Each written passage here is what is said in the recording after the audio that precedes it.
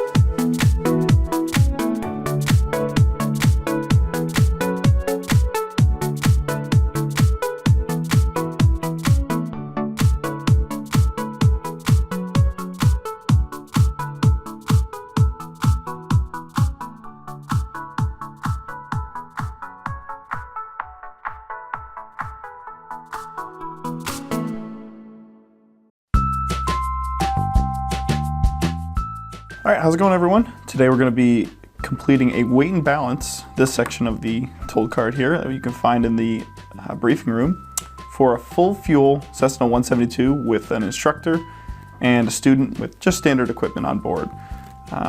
But before we look at the actual calculations that we're going to be doing on the right side of the page here, let's define some of the terminology and the concepts that are involved in aircraft weight and balance.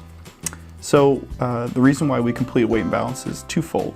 We want to ensure that the center of gravity is within the appropriate range for the aircraft. We also want to make sure that the aircraft is not overloaded and remains underneath our maximum gross takeoff weight. And we also need to make sure we comply with 91103, or our pre-flight action, referencing our NW craft acronym. The weight and balance section of that is what we're really completing here when we do this whole procedure. So first, what is a center of gravity? I kind of mentioned that term before. It is the point at which an aircraft is completely balanced, or its equilibrium, where it will, basically if you put the aircraft on the tip of a pencil, the point at which the aircraft would be completely balanced and not topple to each side is its equilibrium. And that point we define as the center of gravity. So the main goal of this weight and balance calculations is to make sure that the center of gravity is within the correct CG range, or we want to make sure that the CG is not too far aft, or that point at which it's balanced is not too far to the back of the airplane, or it's not too far forward or too far closer to the front of the airplane. If the CG is too far aft or forward, depending on either side, that can cause controllability problems when flying the aircraft and makes it actually very difficult to fly, and if it gets too bad, it can be unsafe. Some of the other basic terms that we're going to be using are these three at the top of the card. Weight, which is the actual weight of the different components and the aircraft itself. This weight that we'll be using in the basic empty weight and is on the left column here, and that includes, when we use this basic empty weight, it includes 3 gallons of the unusable fuel loaded in the airplane. So we need to make sure we keep that in our minds. The basic empty weight of the airplane, which we can find on this sheet here, is defined as the weight of all the components in that fuel. So when we get the basic empty weight, we'll be using this sheet, which you can find in the briefing room at every single one of those cubicles. Then we have the arm. So we talked about weight, different weight of the components. The arm is the distance away from the datum plane that each of those components is. So if we go into our information manual and we go to the weight and balance equipment list section, we want to look for the CG stations and loading arrangement. This is a page we're going to be using all throughout the calculation. The arm is the difference, the distance, sorry, from the datum plane, which is really the firewall here of the engine, the airframe, and it's the distance to all these different points in the aircraft. So for example, we have the pilot and first passenger seats, rear passenger seats, baggage area 1, baggage area 2. So the distance from the front or the firewall, this datum plane, to the center or the average of the pilot seats, because we know those can be moved forward and backwards, 37 inches. To the rear passenger seats here, that station, 73, baggage area 95, and baggage area 2, 123. So that distance, that the weight is from a datum plane equals the arm, satisfying this requirement here. Then we have moment, which is the actual force that's applied from an object of weight and its distance away from the datum plane. So if we take our weight, multiply it by our arm, we get our moment. So weight times arm equals moment. That's going to be a big formula that we're going to be manipulating throughout the entire calculation. We take these 3 variables, weight, arm, and moment, and we're going to take that equation, which is weight times arm equals moment, and we're going to move these different variables around to either find moment or to find the arm or to find the weight, or whatever we would need throughout our calculations. So moment we talked about is that actual force, and if you think of everything that we're saying here as like a seesaw, we have the fulcrum of the seesaw. So I'll actually flip this over. So you have the fulcrum of the seesaw, which is going to represent our datum plane. We have the actual seesaw itself. If we think of a weight, so let's put a weight here at the end of the seesaw, its distance is the arm. Let's say it's maybe 20 pounds. The weight times however far it is in distance equals our moment. And that is the downward force that would be produced by that weight. So those are the main concepts that we're going to be using throughout this entire card. We're going to basically find all the different components of the aircraft, find all its weights, find how far away they are from the datum, and we're going to find the force that's generated from each one of those different components throughout the entire calculation card. So now that we know those concepts, let's apply them here on the card and actually completing the card. So first thing we need to do is find the basic empty weight of our aircraft, and it actually gives us the weight, the arm, and how far away that weight is. Moment force by multiplying these 2 variables. So we take our weight and balance data sheet that you can find in any one of the cubicles. And let's say, for example, we're using the Cessna 172R, and the aircraft we're going to be flying today is November 223 Bravo Whiskey. So and it gives you our basic empty weight, the arm, and the moment, and all the numbers associated. So we take those three different components and we lay them out right here in the top section of the card. So I can see our basic empty weight for the 223 Bravo Whiskey is 1,644 pounds, 0.26, so 1,644.26. Our arm is 39.37, and our moment is 64,738.47. So 64,758 for a moment. So, and now that we've acquired those off the sheet, we could start adding in the different components. First section is the pilot and passenger section. So let's choose the instructor and student for our flight. And this is going to represent a typical training flight. So in this example, let's say that the student is going to weigh 170 pounds.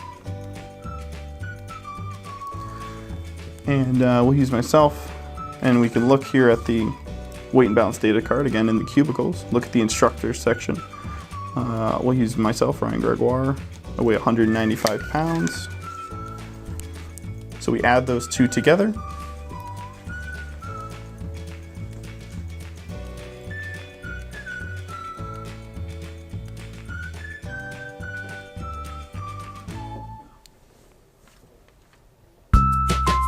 So we add 195.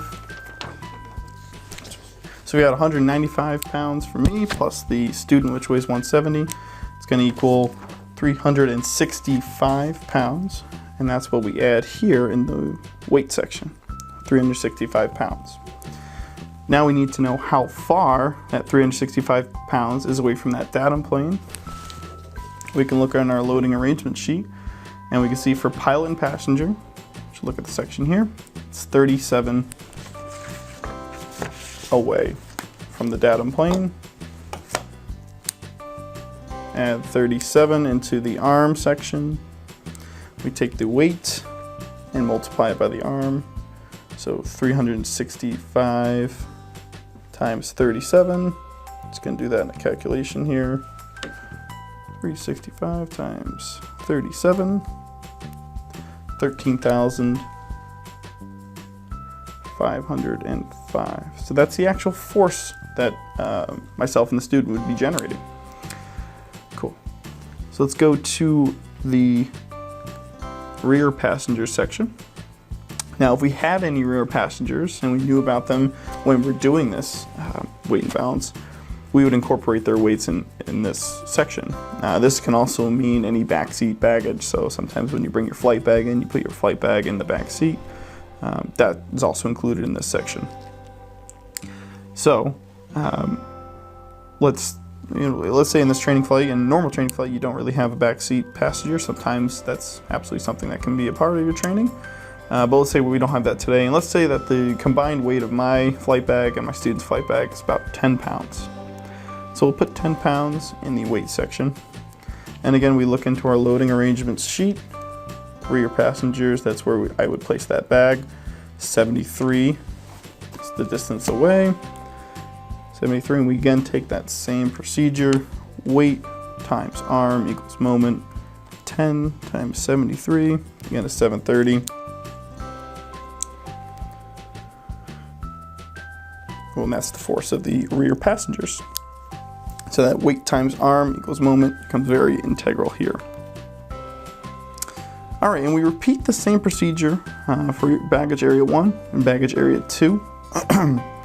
Baggage area 1, sometimes we know we have that first aid kit. We also have, sometimes there's all the straps and all the cowl plugs, the different components that we would be actually using that we take off the airplane during the pre-flight, we put here. So let's just say that's about about 5 total pounds here. And this again would vary depending on what kind of equipment you had there. So 5 times 95,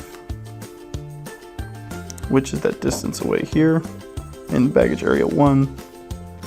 5 times 95 is 475. This baggage area 2, we have the pushback bar, which let's just say at about 5 pounds. 5 pounds. Loading arrangements down to baggage area 2. Call it 123. Again, that's the average distance in baggage area 2. So we'll do 123. 5 times 123, 615. Cool. So there's different components of weight that we have before we add any fuel, just kind of sitting on the ramp, and which would give us our zero fuel weight. So to find the section here in the zero fuel weight, we would add up all the weights, add up all the moments, and we're going to have to find the arm. To do that, we're just going to manipulate that formula. Instead of weight times arm equals moment, we have the weight, we have the moment. To find the arm, we would have to do moment divided by weight to equal arm.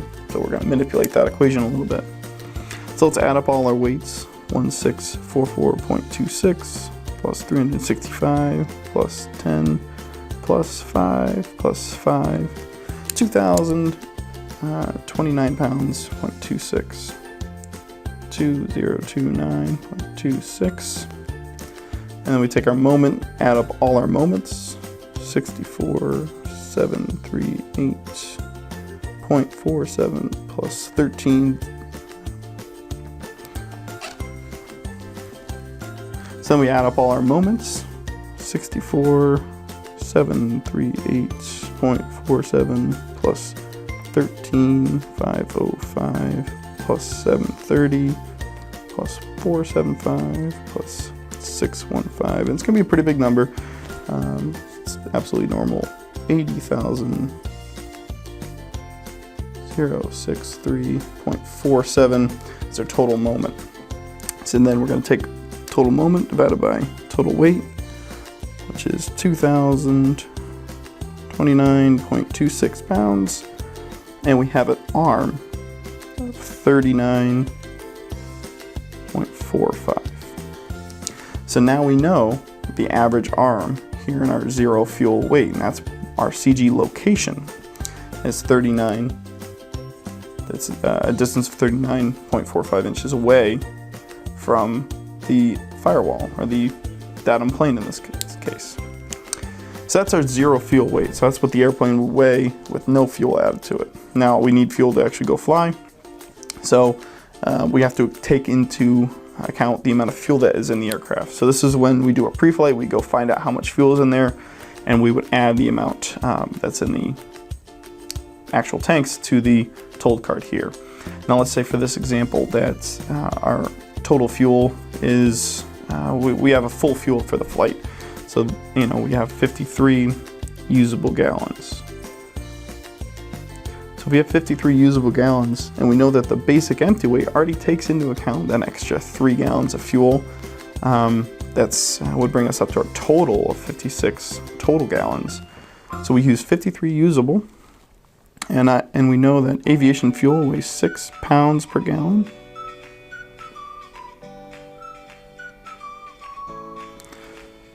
$53 times 6 is 318 pounds of fuel is our full fuel. So if we have 53 usable gallons in our tanks, that equates to 318 pounds, the actual liquid weighing.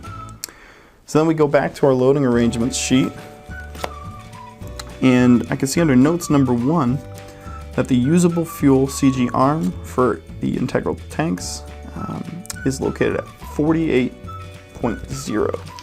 So now I have my fuel arm, 48.0. So I'm going to put 48 here. And again, weight times arm equals moment. Let's find the moment for the fuel. 318 times 48 is 15,264. So that's my actual force for just the fuel weighing in the tanks. So now that we know our fuel and we know our zero fuel weight, let's add the fuel to the zero fuel weight to get our ramp weight.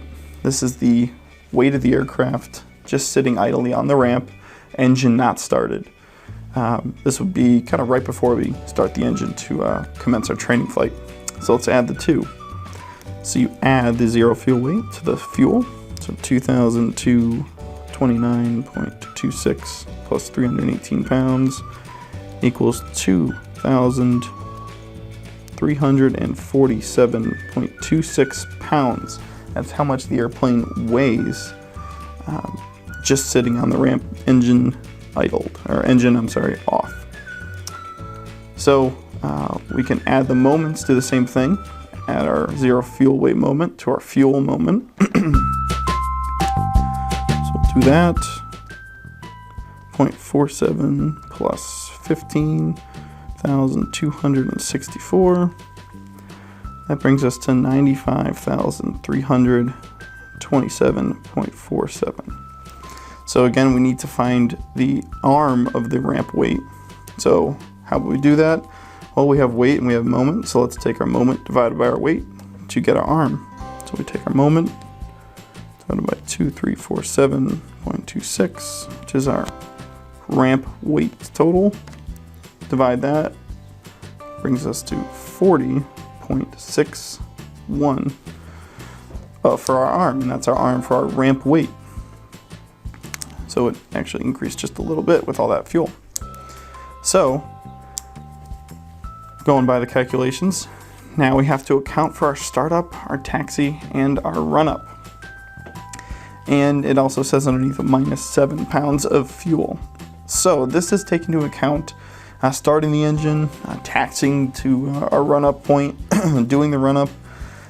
All that activity with the engine on is going to burn some fuel. If we burn fuel, we're going to reduce the weight a little bit, right? So we need to account for that.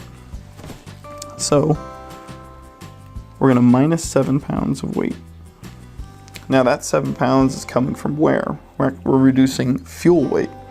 So we remember our fuel total, our fuel arm, is 48. So I'm going to take 7 times 48.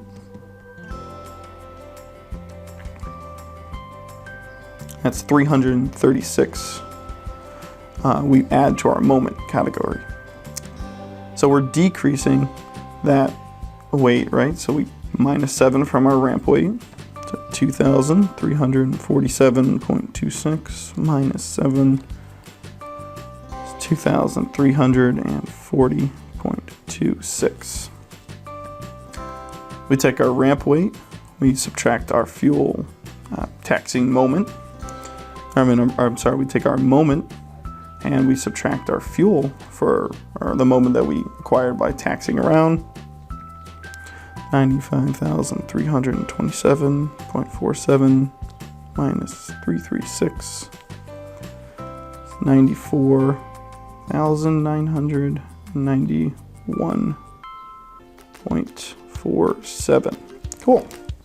And again, we're repeating kind of the same procedure here, this time to find our takeoff weight.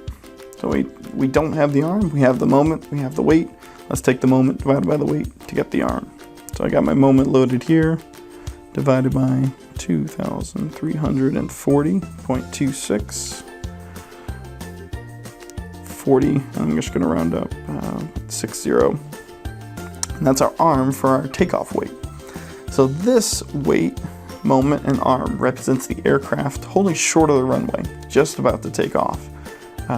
We've added fuel, we've subtracted fuel, and it's all gotten us to right holding short of the runway. So then as we move down, we have our load adjustments page. This is where we would add any adjustments to the weight balance. If, let's say, you're about to go out for your flight and you have a person who wants to come to the back seat, and instead of redoing all this portion up here, we can add their weight, arm, and moment in this section here, and we just add that to our takeoff weight to get our adjusted takeoff weight. So if we had another person who wanted to sit in the back seat, and we're just going to continue this for just the two people, but let's say they weighed another 180 pounds, we would add 180 here. We'd look at our loading arrangements. They're going to sit in the back seat, right? So 180 times 73, get our moment. And we would just add this number to our takeoff weight moment. We'd add their weight to the takeoff weight and solve for the arm to get our adjusted takeoff weight. And that is the new number we would use in our fuel burn. But today, since we don't have a backseat passenger, I'm just going to copy down the same takeoff weight down here to our adjusted takeoff weight. 40.60. I'm just taking all these numbers straight from the takeoff weight.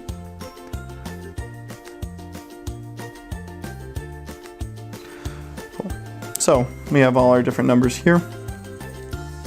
And this is our adjusted takeoff weight. And again, we didn't add anything to it, so it's just the same numbers as our takeoff weight. So now we took off, we're going on our flight, on our training flight, and while we're up in the air doing the training, we're going to burn fuel. So we got to take into account for that.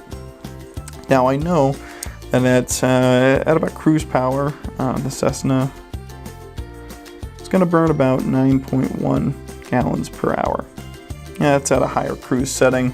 Of course, depending on what we're doing that day, that fuel burn will either go down if we have flying at lower power settings, but for a general rule, 9.1 gallons per hour is how much fuel is burned. So if we go for a 1.5 hour flight, so 1.5, I multiply that by our 9.1 gallons for 1 hour, I get 13.65 gallons of fuel is used for about an 1.5 hour flight.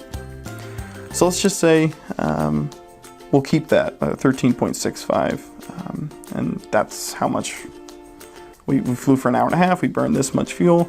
Now we need to find out the weight and balance, or the weight, arm, and moment for when we come back into land, because we need to make sure that the CG is in the correct range. Make sure that that point of equilibrium is not too far, or too far back, or too far forward when we come into land as well. And we're also checking in the takeoff. So we know aviation fuel is 6 pounds per gallon. We burn this many gallons of fuel, 13.65. So let's multiply that by 6. And I can see I'm going to burn about 81.9 pounds of fuel during our flight. Now again, we need to find the arm and moment. And I know the arm for fuel is 48.0. So I'm going to write 48 here. And I'll multiply our arm times our weight to get our moment. So multiply by 48. It's 3,931.2. I'm going to add these numbers together. I'm sorry. So 3,931.2 is the multiplication of 80. All right, go. So 81.9 pounds of fuel multiplied by the arm of 48 equals 3,931.2. And that's our moment for that fuel that we burned. So we're going to take that set of numbers, and because we're burning fuel, we're going to subtract 81.9 from our adjusted takeoff weight, and we're going to subtract our moment from adjusted takeoff weight moment.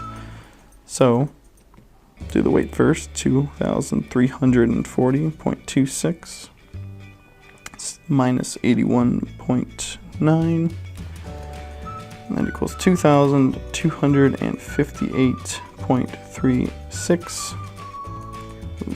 We'll subtract the moment here, 94,991.47, subtracted by 3,931.2. So taking this number, subtracting it by this number, and that equals 91,060.27. And again, like we've done a couple times so far, we'll take the moment divided by the weight to get the arm. So we take our moment, 91,060.27, which I have here, divided by 2,258.36, and that equates to 40.32 on our moment. I'm sorry, on our arm. Cool, so we took 91,060.27 divided by 2,258.36. divided those two together, arm, which is 40.32. All right, last step is our minimum fuel load. Now we know we have to take into consideration the amount of fuel we need to keep in the reserves from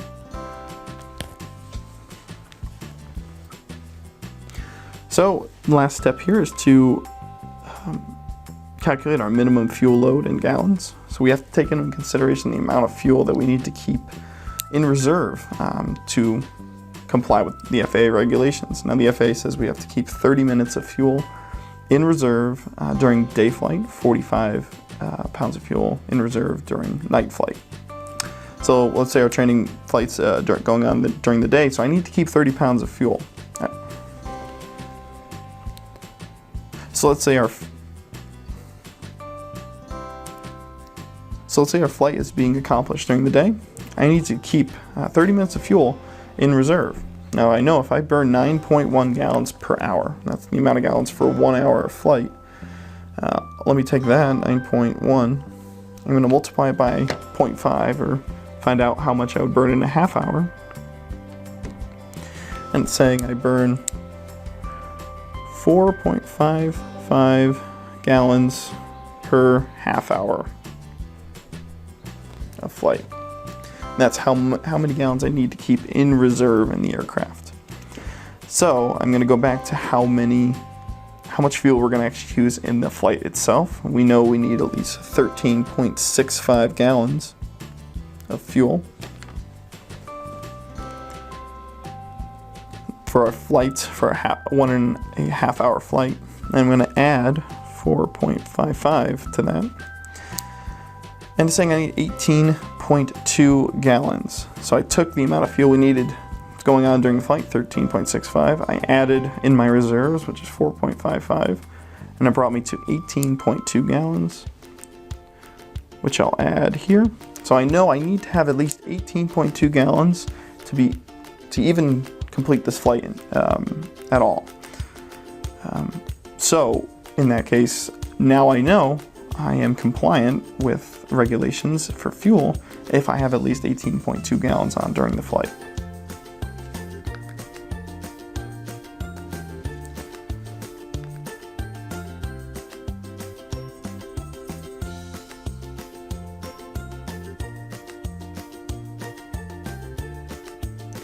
Alright, so now that we've got the told card, our weight and balance section complete, it's all filled out, we have all our different numbers, we need to go back to our weight and balance and equipment list section of our POH. Specifically, right for our comprehensive equipment list.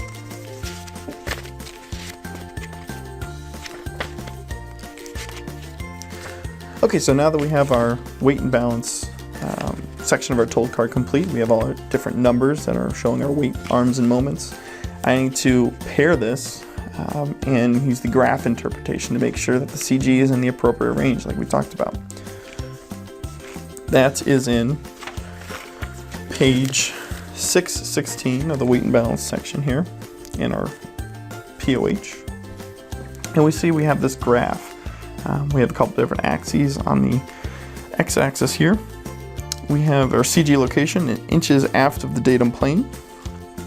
And on the y-axis, we have our loaded airplane weight in pounds. So the two items we're going to be really focusing here is weight and arm. Weight and arm. So let's find out whether our CG is in the appropriate range for takeoff. Now if we look at the chart here, we can see there's a black outlined trapezoid, and that is called our flight envelope. It's our center of gravity limits. So we want to make sure that the airplane is within this section here. We have two categories, our normal category and our utility category. Normal category is what we do most of our basic training flights in. The utility category allows us to do a couple different things with the airplane. Namely, we can do limited aerobatics like spins, which we don't do in the private course, and that is only in the CFI course where we would ever do spins. We would ever need to be in the utility category for that. So we got to, like any other graph, interpret using our axes and find the point where the CG is. We want to make sure it's within this box or envelope. So let's look at our weight in our arm for our takeoff weight, because we want to make sure that we can actually fly the airplane in the air, and the takeoff weight, that last point before we actually go in the air. So it says our weight is 2,340.26.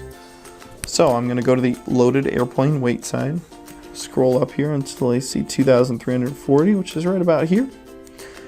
And I'm going to look at my arm, which is 40.60 inches after the datum. So I use the x-axis, go to 40.60, so basically right at the 40. Maybe a little bit in between 40 and 41, right at 0.6. Go across, so take my pen, go across 2,340. Go up on our 40.6, and I can see that right here is where our center of gravity is. Now it's within center of gravity envelope.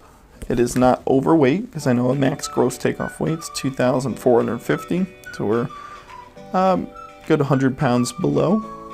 It's within envelope, so I know my weight and balance is complete, and my center of gravity is within the appropriate range to go flying for the day. Now I want to make sure it's in the same range for when we come back into land, so I'll use those two numbers. So when we come back into land, we're going to weigh 2,258.36. So I'm going to go up 2,258 right about here, and our arm is 40.32. I'm going to go up on the arm, cross, it's right about here. So you see our center of gravity went down in weight because we lost all that fuel. Didn't really, it decreased a little bit on our CG location, went a little further forward, but it's still within range and still within the center of gravity limits, so I know we're good to fly for our flight today. So that's the basic procedure for weight and balance calculation. We get all the numbers here on the weight and balance section of the told card, and then we take those numbers and interpret them on the graph here. Key points to remember: weight times arm equals moment. And if we don't have the arm, we can take our moment divided by our weight to get our arm. Weight, again, is the weight of the component of the aircraft. The arm is its distance away from the datum plane, and the moment is that force it produces. We can remember those three concepts, and we can adequately get this complete, interpret on the graph. We're going to know we're going to have a safe flight for the day. So if our CG is outside the range, so let's say that we did all these numbers, we did all these calculations, and the numbers showed on the graph that the CG was up in this left corner. What would that mean? Well, that means that the aircraft center of gravity, if it was over here, would be too far forward, and that the airplane is not safe to fly. So we're looking for two things. We're going to want to make sure that the aircraft's underweight. So if the airplane, if we do all this and our takeoff weight is 2,490 pounds, I know that I am overweight and I cannot fly for the day. And if the CG is outside the envelope, or outside, either above, to the right, which would be too far aft, too far forward, if it comes out to that, I know I'm not safe to fly as well. So those are two blocking points to make sure that the airplane is safe. Either of those are in question, or either of those show negative results, then we cannot fly for the day. So make sure you complete a weight and balance before each flight with the specific fuel and weights of yourself and your instructor. Fly safe and in balance, everyone.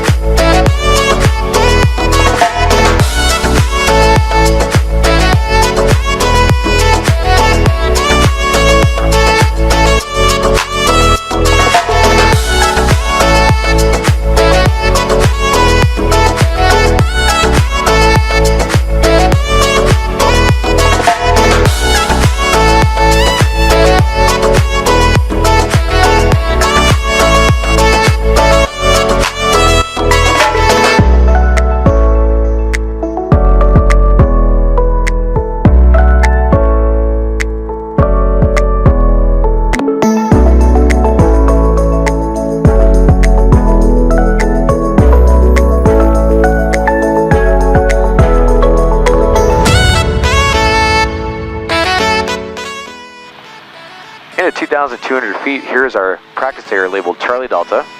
To the left of me right here, sort of off my nose, but to the left is Long Pond.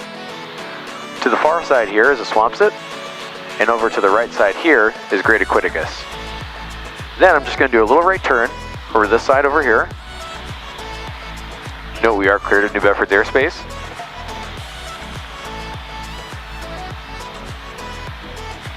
And coming out of this side of the glare shield, right over in this direction over here is Snippet 2. 829 Bravo Whiskey is with you at 2000 for the ILS. Now we're out of the airspace. Just keep note that we should be transmitting on 123.5 unless otherwise told by ATC. So I'll make my first radio call that sounds like this.